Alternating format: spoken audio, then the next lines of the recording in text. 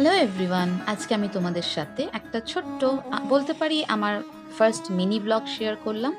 জানি না কেমন হয়েছে, কারণ আমি জানি এটা আমার ফার্স্ট ব্লগ, তাই অনেক অনেক অনেক ভুল ত্রুটি হবে। তো তোমরা এখানে যারা এক্সপার্ট আছো তাদের কাছ থেকে আমার অনেক কিছু শেখার আছে।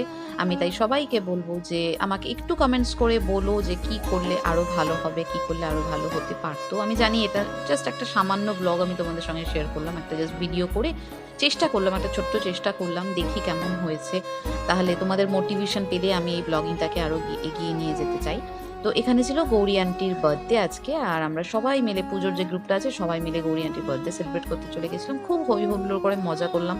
মেনুতে ছিল ডাল, আলু ভাজা, চিকেন, ইলিশ মাছ। আমি ইলিশ মাছটাই বেশি ভালোবাসি, তাই ইলিশ মাছটা খেলাম, দুর্দান্ত হয়েছিল সবকটা রান্নাই। একটা চিকেনও টেস্ট করেছি। আমের চাটনি, পাঁপড়, আইসক্রিম, মিষ্টি সবই ছিল, তবে মিষ্টি আর আইসক্রিম খাইনি। এই ছিল আজকের ছোট্ট ব্লগ।